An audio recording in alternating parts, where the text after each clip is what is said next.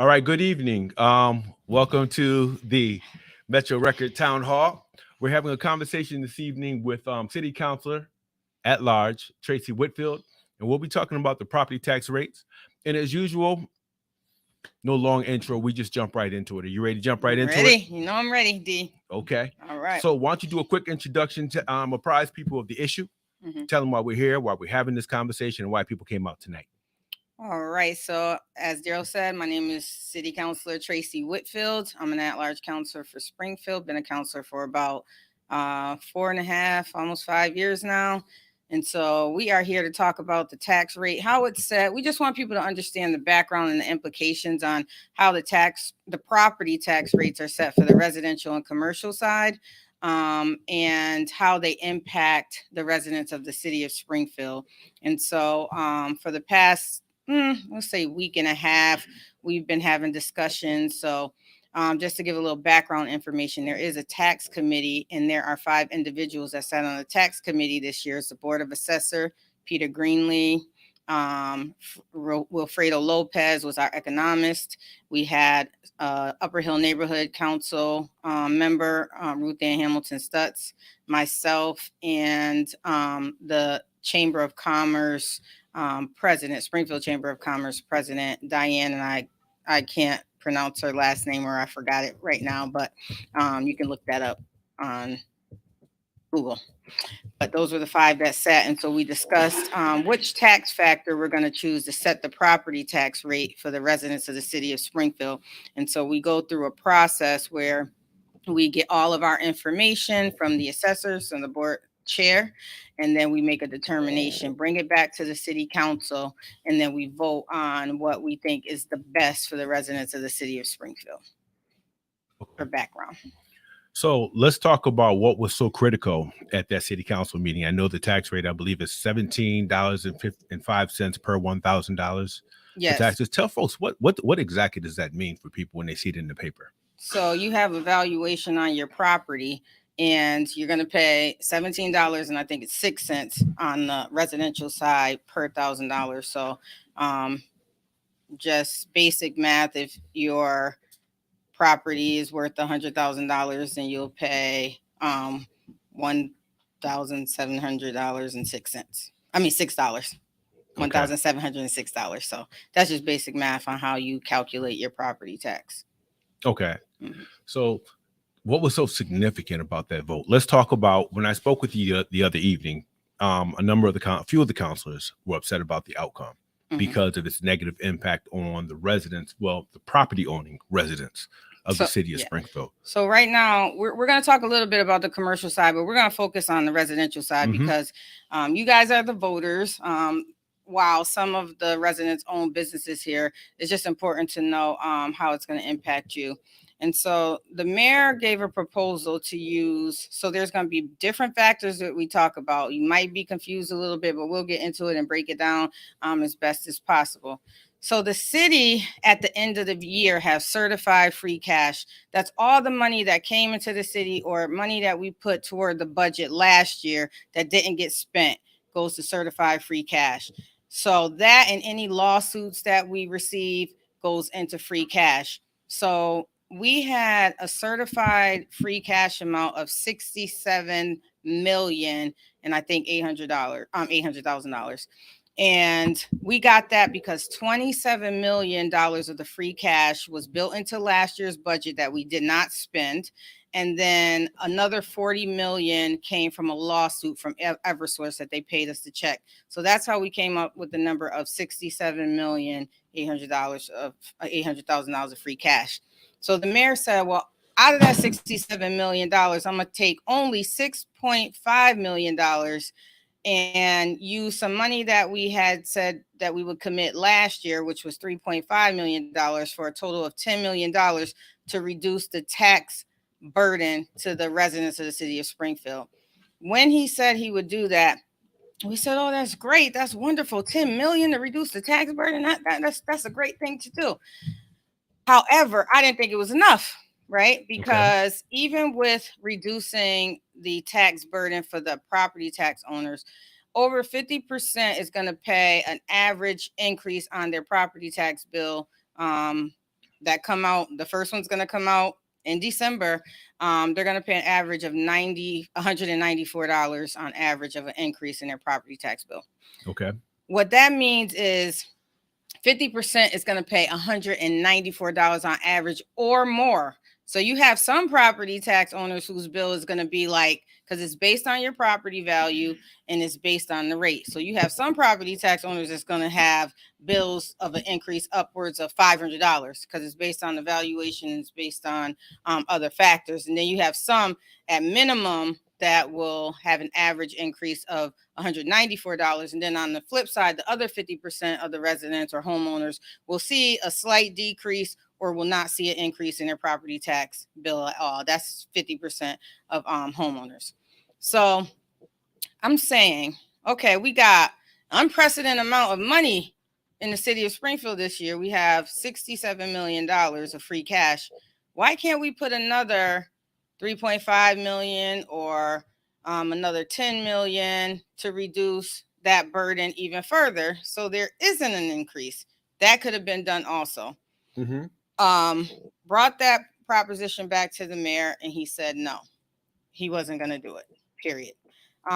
So let me just tell you guys a little bit about the tax factor now. So This is what the city council votes on. The tax factor sets the tax rate. So there's different tax factors that on this long sheet, probably like, I don't know, 30 or 40 different tax factors that we can choose between to set the tax rate.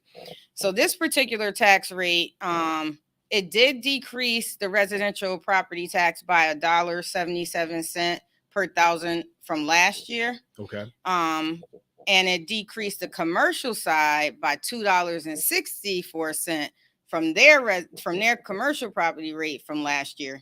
So I said, that doesn't seem fair. Why would the residents only get a decrease of $1.77 on the tax rate and the commercial side would get a decrease of $2.64 cents on the commercial side? Okay. I'm like, that doesn't balance. On top of that, the residential property value skyrocketed, okay? Right. Way more than the commercial side.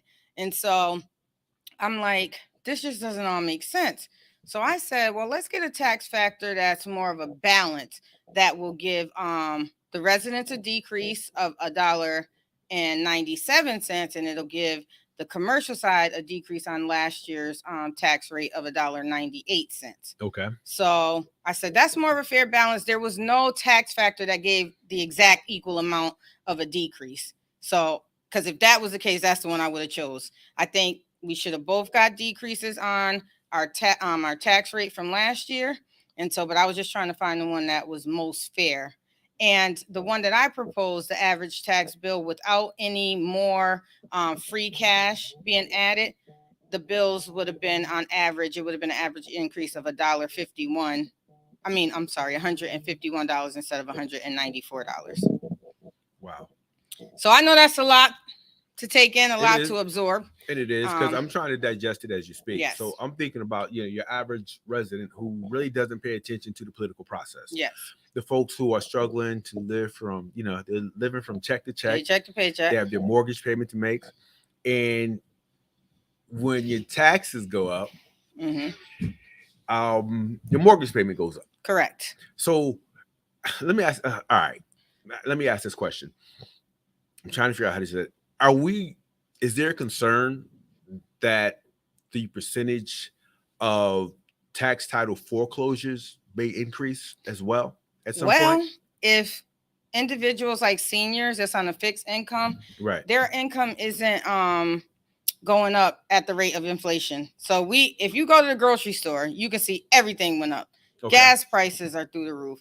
When you go buy clothes, that went up. So everything went up. So if you're a senior and you say, am I going to eat or am I going to pay my property tax? What would you choose?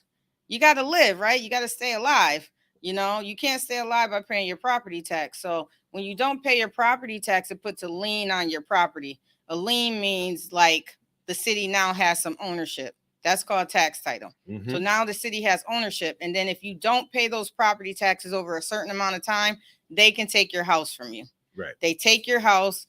That's called Tax title foreclosure. And now the city has that property and they can go back and auction it to whoever and make a little bit of money off of it. Not as much as the value is worth, right? Make a little bit of money off of it and they sold your house for cheaper. Now, the reason that bothers me is because it's not right, number one. And the homeowner is still stuck with the bank mortgage. Yes. I understand that. Okay, but go ahead. Still stuck. And it bothers me because you have folks that lived in their homes for 30 and 40 years and been paying their taxes for a long time, maybe had to do some type of refinancing to do some property improvement. So now they got a mortgage and they can't afford their property taxes or whatever. And now you can come and just take that property from under their noses because they can't afford to pay their property tax. But they have given to this city of Springfield for 30 or 40 years. I mean, when I was on the campaign trail, I heard this story from seniors in the McKnight neighborhood so much. Those houses are big and beautiful, but their heating costs when heat goes up is through the roof. Now they're going to be warm in the winter. They're going to pay their property tax. You know what I mean? I'm going to choose to be warm so I can live, right? So it's like so many people contribute to the city of Springfield and to the growth and to the development of the city of Springfield, yet a slight increase to their property tax can cause them to lose their homes. Okay. So in the paper, it says during the special meeting, City Council authorized and established tax rates, which provides relief for residents for the coming fiscal year. And this is although the single family home bill will still climb by at least a minimum of $194. Let me ask you. So in some of the more economically challenged neighborhoods, I mean, is it going to vary from neighborhood to neighborhood? If we look at a 7A, East Forest Park, in contrast to, I don't know, an Old Hill or Bay Area neighborhood. Yes, it does, because it goes by the value, and the property values are determined by like how many homes were sold in your neighborhood the year before the prior year, how much was the values of those homes. So when I looked at neighborhood to neighborhood data, there's definitely some shifts. Like Brightwood neighborhood, their value used to didn't increase that much, but they sold a lot of properties in 2021 because these values are based on 2021 property sales. They sold a lot of property values, so their values increased a lot in the Brightwood neighborhood. So their property taxes, they're probably going to see way more than $1.94 of an increase in their property tax bill. Whereas like the Old Hill neighborhood, they didn't see as many sales in that neighborhood, or the value wasn't as much. So their bills may go down a little bit, or it'll be like even. But East Forest Park, they'll probably see an increase. Forest Park will see a sizable increase. 16 acres will see a sizable increase. Liberty Heights, East Springfield neighborhoods will see a sizable increase. So some of those communities will see sizable increases in their property tax bill. Wow. However, I'm not talking about all Mason Square. I said Old Hill. Now you have some areas in Mason Square that will also see considerable increases. Right. The homes up near Springfield College. Yep. You have the McKnight district. If you live in any of those old historical homes, especially since there's been a lot of folks coming back and buying those. So that's going to be interesting. I know where I live. I live right on the cuff of 16 acres in Pine Point. I know our taxes have, oh my God, it's increased significantly over the last 8 years to the point where my tax payment is almost as much as my mortgage payment. Yeah. Think about Pine Point. Right. Where they got new development. See all them new houses that they built in that little cul-de-sac area and stuff. All that affects the Pine Point neighborhood property tax value. So that means their property tax values are going to go up. Should my neighbors be concerned? They just built this big, beautiful 5-bedroom home. Deck, phenomenal. Everything inside there, we've seen them bring it into the house, just out of this world. I guess the new owners paid about $450 for that. So your whole neighborhood, my property value? Of course it is. Does that mean I'm going to pay more in taxes? Of course it does. Yeah. I knew it. I just had to hear it. I had to hear it out loud. Of course it does. Yeah. That's how they determine the valuation of the properties in your neighborhood. There's no way that they can walk around every single house in the city of Springfield and determine what the actual value is. So they use a calculation to determine it. And it is based on the values of properties that were sold, if you had additions and any type of improvements to the homes and other factors. I'm not an assessor, so I don't know all the factors, but I know that value is one. When I worked for the mayor's office, they would tell us to tell constituents it had nothing to do with the mayor's tax rate plan proposal. Their tax increases were based on their market value, and that's based on what is it, the Massachusetts Realty Association or something like that. Something like that. I'm not all that familiar with, but that was our whatever it was at the time. That was our automatic response to people. Like, it's not so much what the mayor is recommending, because I'm looking at the news heading for November 28th. This is Mayor Sarno and Board of Assessors announced recommendations for a significant lower tax rate. So if I'm Joe Public and I'm reading this article, I'm going, oh, great. My taxes are going to go down. I'm going to be good. Is that what's going to happen? I know they're using 10 million of the 67 million free cash. So I heard everything you had to say before, but I'm still trying to process, because I know I got a mortgage payment to make. Actually, this week, just like a whole lot of other people. So when I read this article and I hear the mayor says the following. And again, it says our residents are feeling the effects of inflation, which we are. And the increases in price, such as the cost of buying groceries, all this has a negative effect on our residents' quality of life. I strongly believe that this significantly lower tax rate, especially for our residential rate, will provide much needed relief for our residents.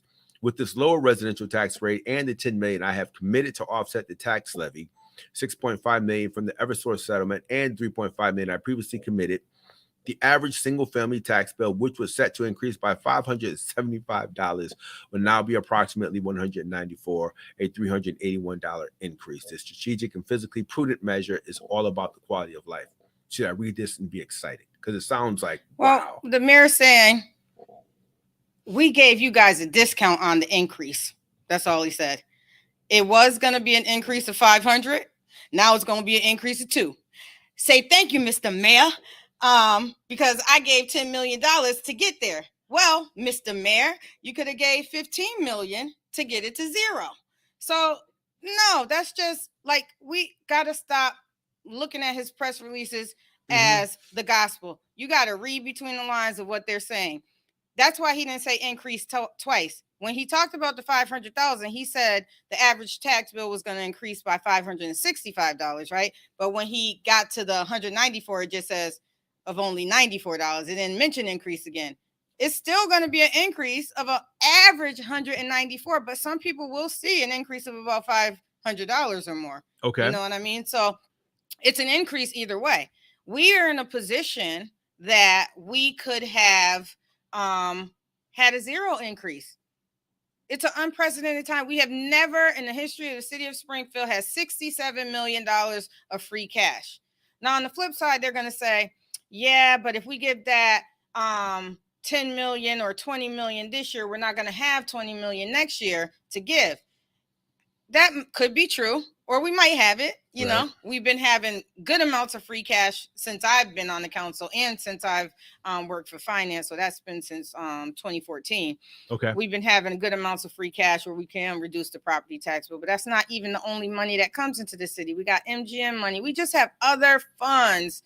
And MGM money, by the way, they said they were going to use to reduce property tax rate and haven't done it yet. That is correct. Haven't done it yet, right? When they were trying to get us to vote and we're going to use that money, we're going to put it toward taxes, and we have it, and we get it every year. They give us a $25 million amount every year. It's like payment in lieu of taxes because they don't pay taxes. And then they give us this 2.4 million of money each year that's supposed to go back out to community service. We haven't been able to touch that yet, and now it's held up because they put it in the wrong account, and we got to get some rule from the state to use that money. So it's like 9,400,000 that we have just sitting there doing nothing.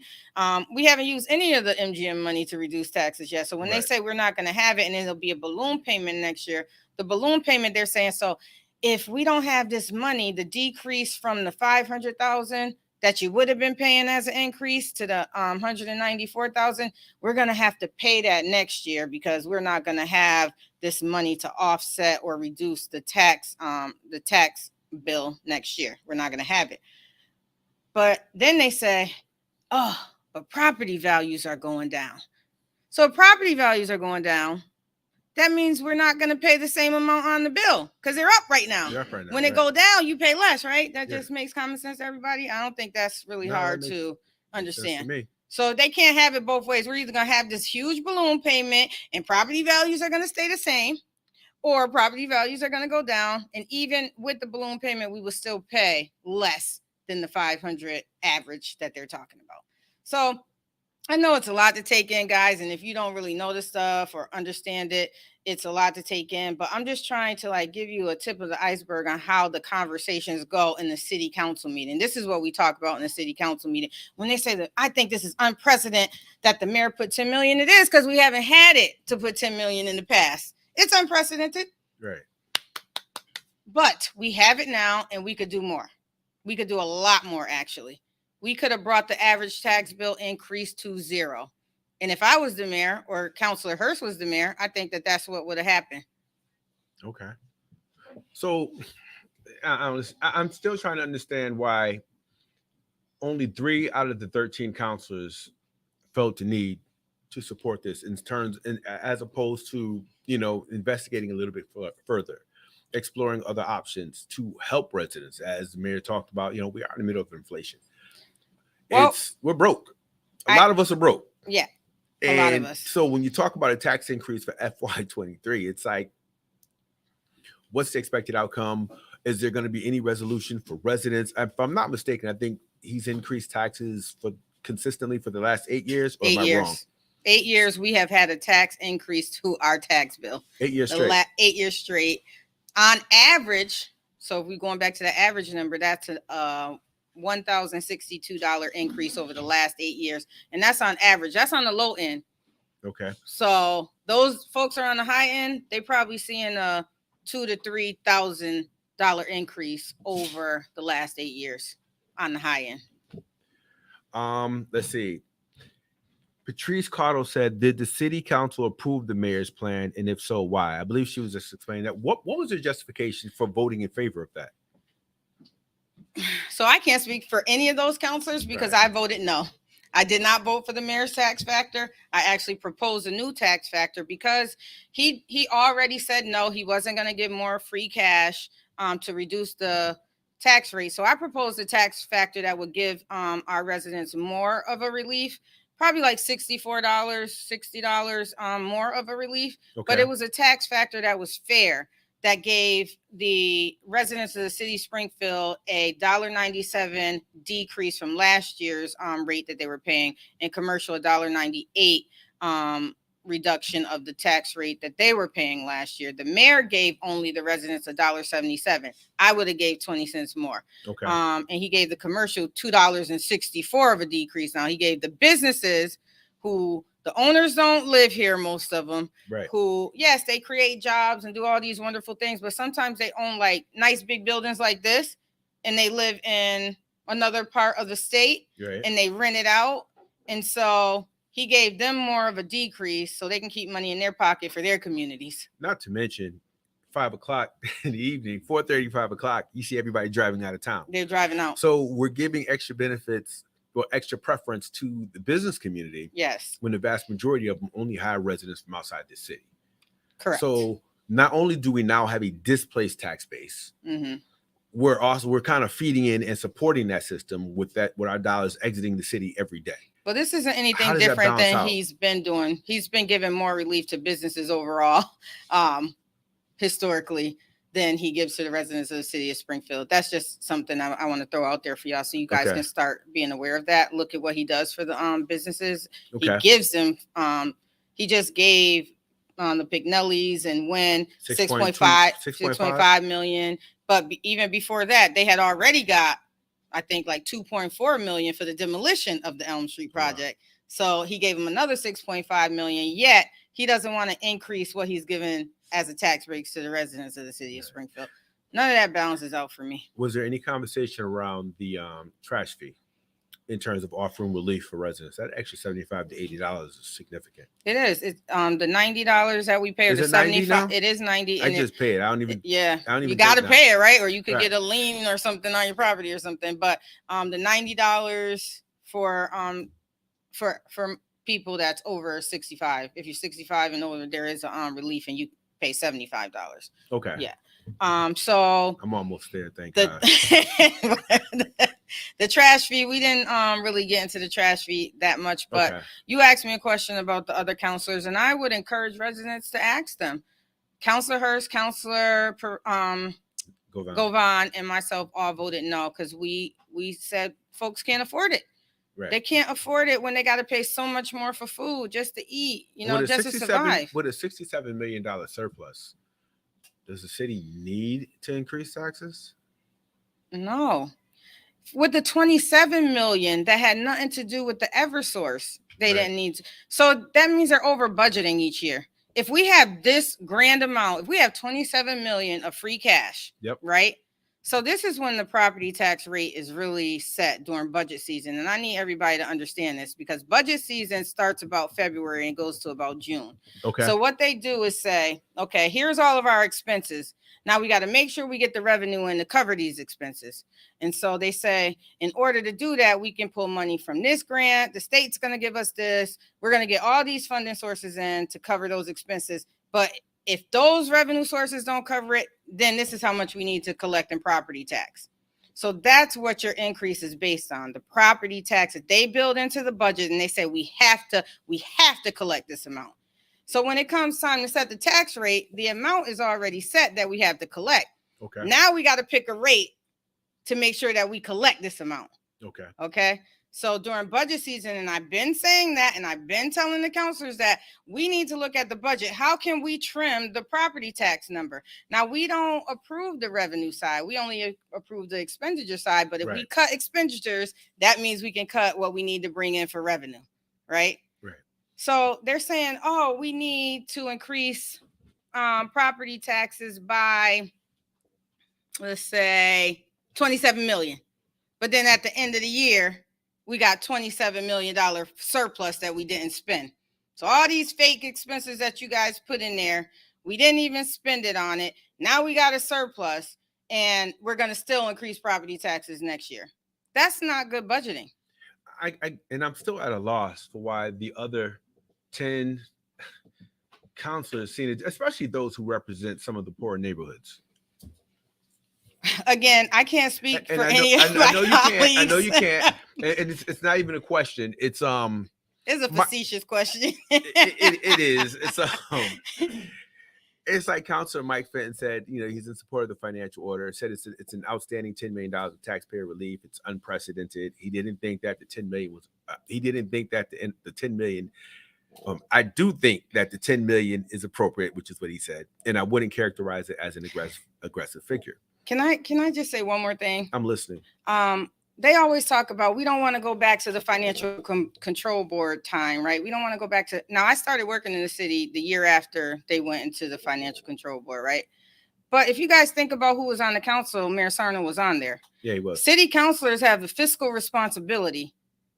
They're supposed to have the fiscal oversight of what's happening with the finances in the city of Springfield. That's why as finance chair, I look at things through with a fine-tooth comb. Okay. Because when things go wrong, we're supposed to be the ones to catch it.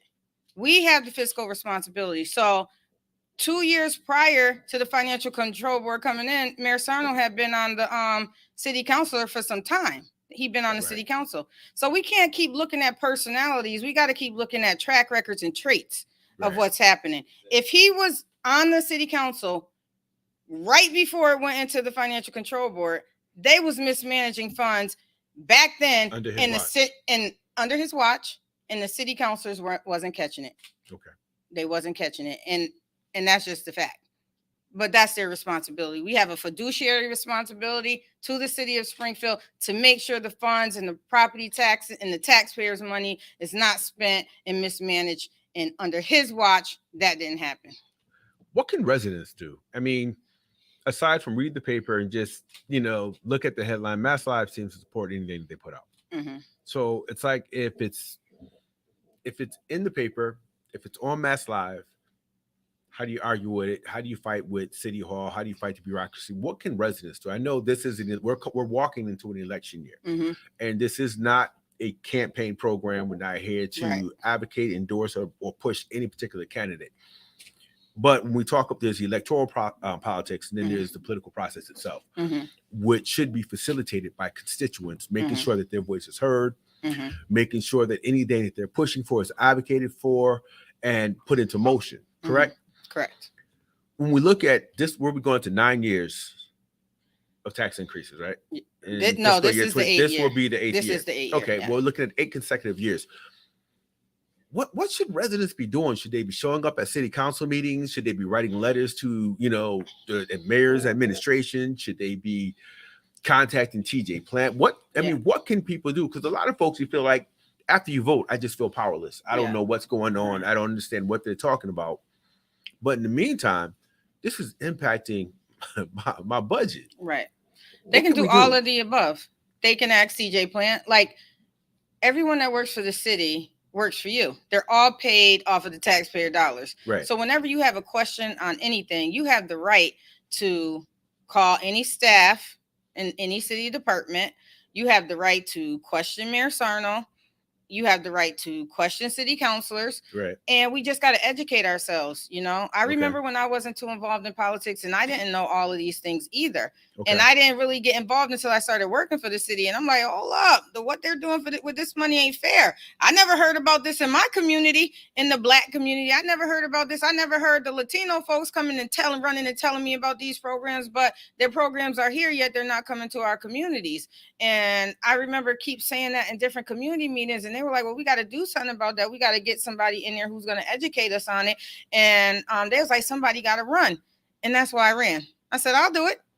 And I ran, because we got to start educating ourselves. But I'm so proud of some of the residents this year. This is the most that I have actually seen residents wanting to educate themselves. Right. I'm proud of shows like yours that bring the real information to the community, and other shows like Keaton's show and Bishop Swan, and I can't understand some of the Latino shows, so I don't know what they're saying, but I'm pretty sure that they're also educating the constituencies on what's happening.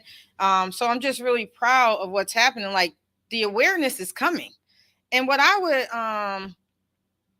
would invite residents to do is, if you do know something, share it with your family.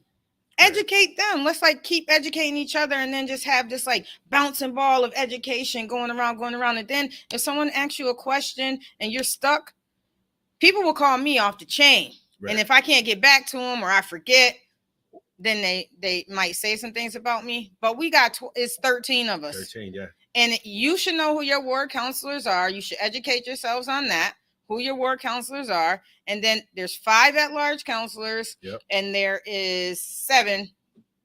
All right, with my numbers, 8 ward counselors. Yeah, because it's 8 wards. 8 ward counselors, 5 at-large counselors. So make sure you know who your ward counselor is, and get the information you need from them. And can I just jump in? Sure. You can have gatherings of 10 to 15 people and invite your ward counselor to attend and have these same conversations. I was on the show earlier with Andrew Keaton, and we talked about that. And it's kind of like, I kind of liken an elected official to an attorney. Mm-hmm. Why would you hire an attorney who's supposed to represent you if you're never going to talk to him? If you're not going to give him instructions on what you want, or what you want to accomplish? What is the purpose of hiring an attorney? For an elected official, what is the purpose for voting for someone if they're not going to represent you? Right. If you had an attorney that didn't do due diligence, you would terminate his services, and you'd hire his or her, or hire someone new, correct? Mm-hmm. With elected officials, it's the same. Look at your city council president. Ask him what he's been doing. Ask him where he stands on this issue. People come, they'll offer you photo opportunities. They'll get in a picture with your grandmother. You'll be so proud and happy. They'll give you proclamations. All that stuff. And let me tell you, proclamations are the cheesiest thing you can ever get. Please don't be overjoyed by a proclamation. We would just go print those up, and I can do those. I can still write a proclamation blind, not looking at the keyboard, and just write, because it was always the same thing. 500 people who get the same day that they celebrate. So the city doesn't stop because of your proclamation. Mm-hmm. I just want to throw that out there. And I know you're a city councilor, no disrespect to the city council. State reps do it. Congressman Neal, they all do it. So when you go to vote, don't vote based on the fact that somebody in your family got a proclamation, or someone was able to take a picture with, City Councilor Tracye Whitfield, Right. or Jesse Letterman, or the mayor. Don't vote on those grounds. What you need to do is assess their performance, and then you determine whether or not you're going to put them back in office. We engage in personality politics, and we don't really get into the process piece of politics. So, any more questions? Yeah, questions. We got one from the audience. Okay, let's open it up. So this is a question and a comment, and, Yep. and both of you alluded to this. And as a homeowner, for the cities of Springfield, I think it's very important that they start gathering right now and asking these other city councilors why they made that decision. And I know you had mentioned, Joe had mentioned before about. I want to make sure everybody out there hears you. If you don't mind. Yeah, I just want to make sure everybody hears what you say. okay. It doesn't go that far. But. All right, and where they can go from. So my main concern really is the seniors, because you talked about it. Most of these seniors are on fixed incomes. All right. Everything is going up. You go to grocery stores, you can't even spend it's almost $300-400. They don't have that excess money to spend when it comes to seniors. What can we do besides vote the mayor out of office or vote some of these people out of office? What are some of the things that are put in place that the city council is working on right now to help the seniors? Because that's my concern. And also, a lot of these seniors right now, people have passed on, people have deceased. They're living in these houses by themselves. They can't afford this. What are some of the things being put in place to help the seniors? Well, as far as the taxes go, there are programs that if you're 65, you can get you could qualify for a reduction of $1,000 off of your tax bill. Now that's great. It's a great program, but you have those seniors that are just over the income threshold that can't get that $1,000. Now there's another program. Now all these programs that the mayor touts that he brought are Commonwealth program. They're state programs. And most of the programs that are adopted in the city of Springfield are adopted throughout a bunch of different communities in the city of Springfield. But there are others that are not as common and not as popular that have not been adopted. There's one for seniors that's a hardship senior program where they can apply for this hardship program and their tax bill would go wouldn't have to be paid until someone passes away or until they sell the home, and then they would pay the tax bill. There will be a lien on the property just to make sure that the city get that money back. How is that helping? Well, they don't. If you don't have to pay it now, and then at your death, and then or if you sell the property, you get funds from the sale, and you're able to pay that property tax. So that's just deferring the payment. Like a deferred payment would help the seniors if you don't have it to pay it now, but they're not taking your money. You're not taking your house in tax title foreclosure. So that's how it helps, because otherwise, if you can't afford to pay it, they're just going to take your house. And I want to add this last comment. I know somebody actually on the show when we talked about earlier, I know somebody who is facing this is really concerned about, their taxes going up in there. I mean, the person is like 80 something years old. The question is, they call downtown and nobody can seem to give them an answer. I see a lot of that happening when people call downtown. There's no answers, or they don't know where to turn to, or we can't help you. Well, they should be able to just go right to the assessor's department. The assessors will be able to tell them right away. And we have a department for that. So it shouldn't be 311 might not know if you call 311. If you call the mayor's office, the mayoral aide may not know. Well, Daryl would have known, but the mayoral aides may not know. But they have a whole department that can tell you how to apply for the exemptions, right? And the exemptions, some people qualify, some people don't. So we got to do better for those that don't. You have folks just over the threshold, and they're still, in my book, considered low income, but based on poverty guidelines, they're not. And so they're not going to get the help and the assistance that they need. So we've been asking, can we use funds to create a program to help pay the bills? So now they're thinking about programs that can help with other bills, help pay other bills. And so that will free up the money to maybe pay their property tax. because it's so strict on state guidelines on what you can do to help with property tax that, we have to be creative. And I think good form of government is creative, right? We got $67 million. Let's get creative. And I thank you for those comments. And we got to keep standing by Councilwoman Whitfield, because you're fighting the good fight. We need to stand behind you. Thank you. Thank you. All right. So we're at the 40-minute mark. We said we'd be here for 45. Okay. So is there anything else? If you're online, if you're watching via Facebook or YouTube, if you have any questions, please post your questions. We can take this time now to answer any questions you may have. Again, if you're watching via Facebook, YouTube, we have a considerable number of people watching. Just if you have questions, please ask. This is the time to ask. This is the reason why we're doing this. And Counselor, I'm so glad you came out. I appreciate you.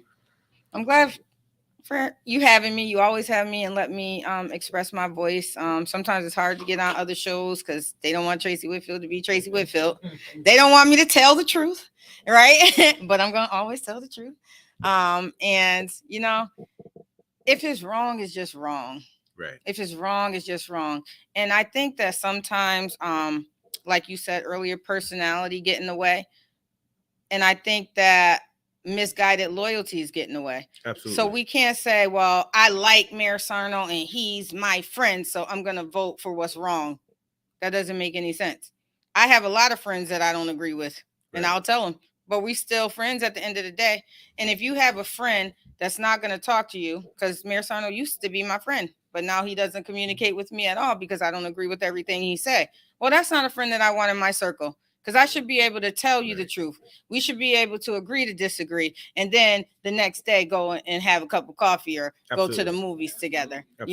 That's what friendship is. Friendship is not blackmail situation.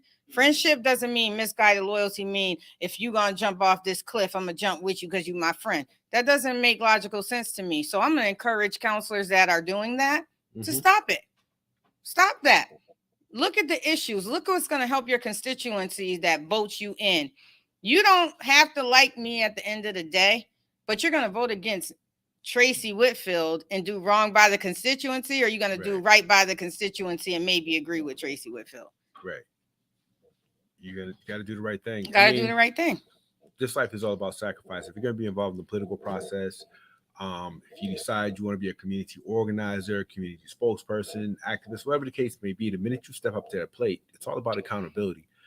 And anyone who feels they're in a real position of leadership, they should be open to accountability.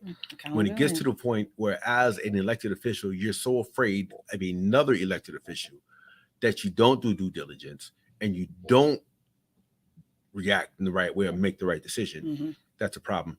Another question.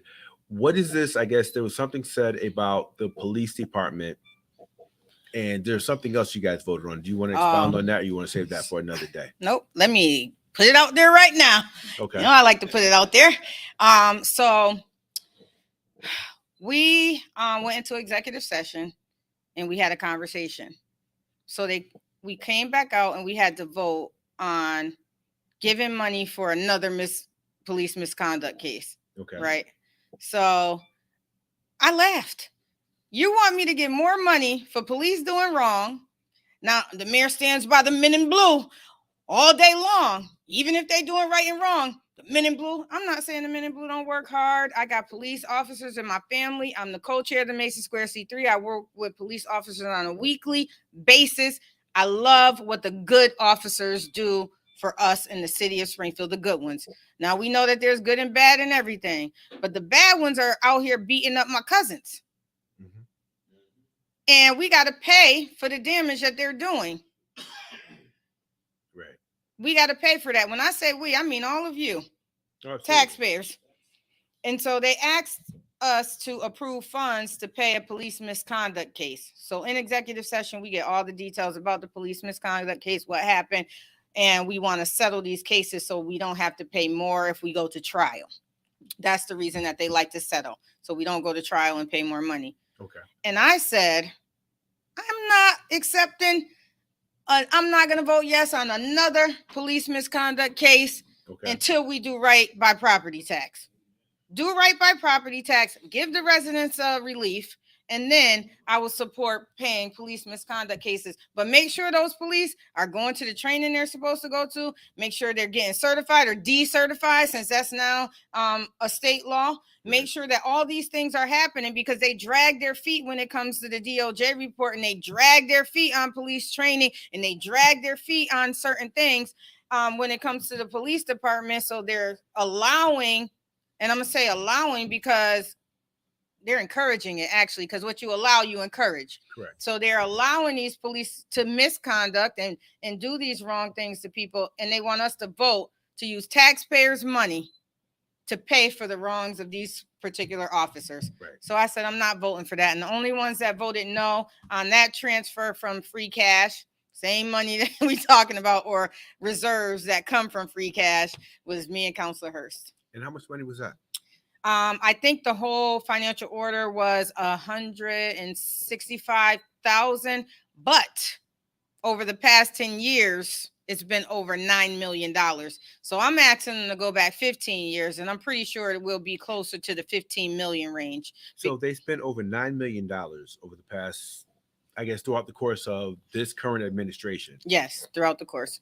But the residents should be happy and thankful That they're about 10 million Yeah. being set aside for tax relief.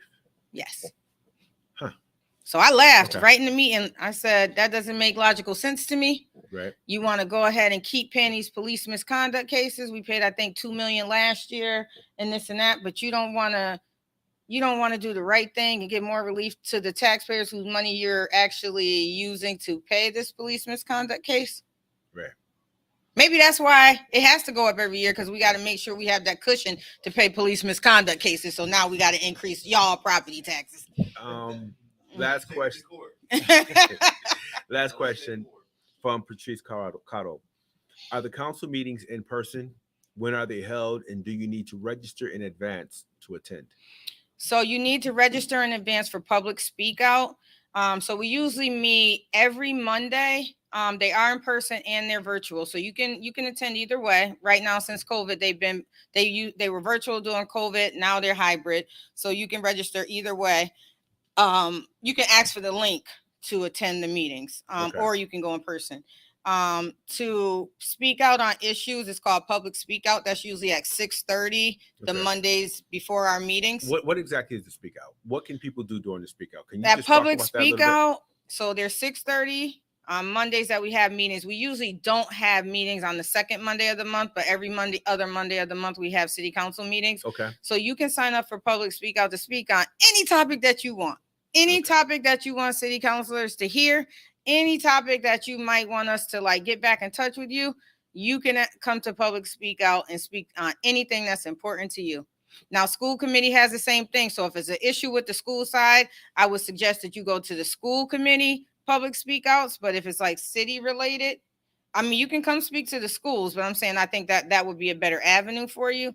But if it's city related, something that we should hear, then you should come to the city council public speak outs. Someone just sent me a text. They're asking, can you vote? Can you write a petition to remove a counselor from office if you don't believe they're doing due diligence? Can you write it? Now, that is something I will have to research, because I don't know the answer to that. So I don't want to just speak, just speak to speak. But I don't know if you can write a petition. Do you know, Daryl? I do. Contact the elections office. They can give you the exact process. When we're dealing with Victoria Row and the Historical Commission, we were going to get, I think it's 400 signatures to remove City Councilor Henry Twiggs at the time. Okay. So I got to remember, I don't recall what the exact process was, but I will advise you, if you're still watching, to make sure you contact the elections office and find out. There you go. There's a process. There you go. There's a process. So, I mean, again, if someone is supposed to represent you and that's their job, and that's what you pretty much, when you voted, that's what you hired them to do, then there has to be a way, aside from during the course of the regular election, to remove, to terminate their services and move forward with someone else. Khadija Tuit says $9 million in ongoing policeman conduct. Imagine what those funds could have been done. What could have been done with those funds for the citizens? Well, we could have reduced the property tax by that. We could have used that $9 million right there and gave you all a 0 increase in your property tax bill. But so many other things need to be done. We got streets that need to be paved, and we got my street needs to be paved. Yeah, Absolutely. I wish my street was paved. We got so many things. We got some type of youth services that we could bring in. We got mental health illness out we the have yin a number yang. of micro and small businesses that are just starting up and developing. We can utilize those funds that fund and help to build the residents business community. Just aging difference says citizens need to know/learn when their ward council meet and attend those meetings so they are aware of what else is happening within their ward, have a voice in your ward, and have a voice in your city. I agree. It really requires that residents get involved, correct? Yeah. With the neighborhood councils, go to springfield-mass.gov, springfield-mass.gov, and anything you want to find out, put it in the search field, and it'll bring you to the right page. So if you want to say, when does neighborhood council meetings meet, just type in neighborhood council. It'll bring you to the page, and you'll see when your area hold neighborhood councils, because you have a few people speaking for the masses in your neighborhood. Right. And it's not really diverse or equitable to do that. You can't have 6 or 7 people that don't talk to the whole ward, speak for the whole ward. But they're the ones who's showing up, and they're the ones who are making the decision for all of you. And that's a little tricky. The McKnight Neighborhood Council at one point was really interesting. Our current city council president, when he was the youth president for the McKnight Neighborhood Council, I remember when he circulated a petition to have the McKnight neighborhood removed from the Mason Square block. Oh, I'll never forget that. I didn't know that. Yeah, that was City Councilor Jesse Letterman. So when you talk about small blocks of people attempting to determine what happens with the larger community, it's concerning. And when you go to, like, when I was with the mayor's office and I go to some of these meetings, and you'd have people speaking on behalf of and you'd have people who live in the neighborhoods or within that district who have no idea that these meetings are taking place. Mm-hmm. Or that people are speaking on their behalf. Mm-hmm. So folks really have to get out there and get involved in this process, because you have no idea who's leading you. And a lot of them are not working in your best interest. I'm just saying, that's just coming from me. That's not from her. So check your city councilors. With that being said, is there anything else you want to offer? There's no more questions online. I'm just thankful for those who took the time to watch today and educate yourselves and to learn. Check my phone. And to learn. I'm very happy that we're getting involved, and I see a lot of people that do read. I see a lot of people that do read my comments and things. Thank you for sharing. Sometimes they will be a little heated because I'm upset. And I thank those who are calling and trying to find out. So let's just keep doing more of this. Whenever you want me to come on, and I know Councilor Hurst would have been here, but he had family obligations. But we are really ready and open to just share the information with the people. So next year, when it's time to vote for city councilors, and that is next year, and the mayor's race is next year in 2023, November 2023, you have all the information you need to make informed decisions. Don't make it like some councilors do based on misguided loyalties. Make it based on the facts. Absolutely. And so that's all I have to say. Oh, and then the police, the city is seeking comments the police department is seeking comments on the proposal of use of force policy that the DOJ brought in. So make sure you go to the city's website and comment, read the use of force policy for the police department, and make comments. If something don't seem right to you, you make sure you make that comment, because me and Councilor Hurst and other councilors, and I think Councilor Govan, we went to the hearing and spoke to the judge, and we said, this isn't right. This isn't right. What they're doing with the police commission isn't right. There's no rules or laws in the police commission. You guys can go to those hearings too. Well, let me ask a question, since you brought up the DOJ report. Has there been any more roundtable conversations with the community on that DOJ report? I know the last one they had, if I'm not mistaken, was December 9th of 2020.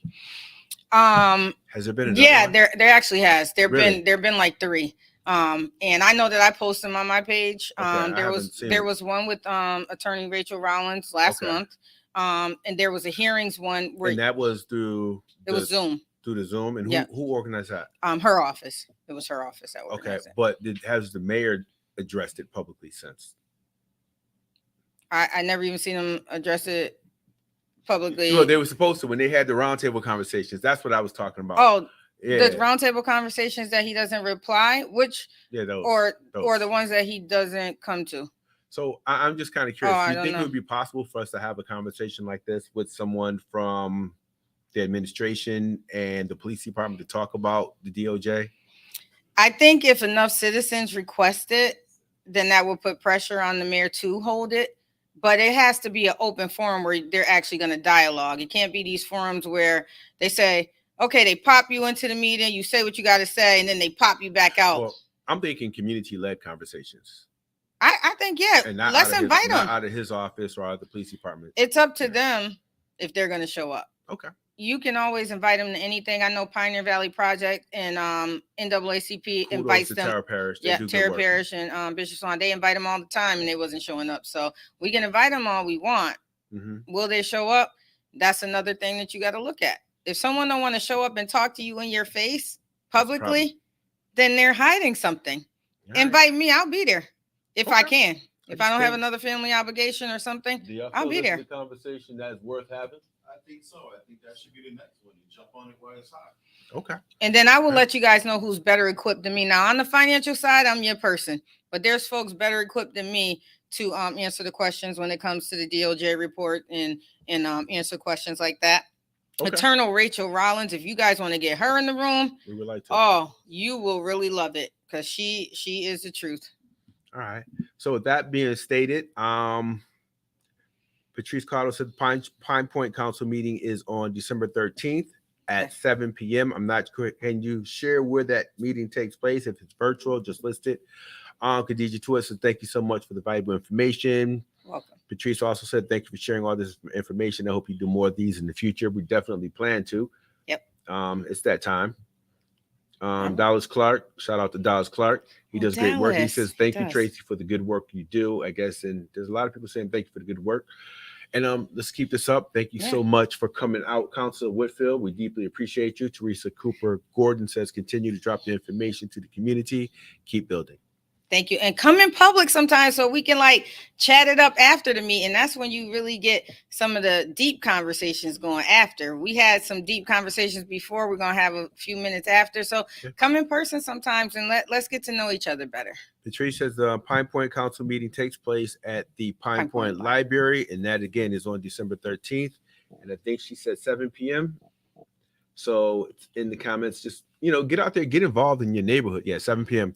Get out there, get involved, and keep paying attention. We're planning on starting a report card for our elected officials so we can keep track of what they're doing, because we get all the promises, we get all the hellos, the how's your grandmother, how's your little sister, how's your cousin, but we don't get the facts in terms of what's taking place throughout the course of the City Hall Business Day. With that being said, thank you everybody for tuning in. We appreciate you.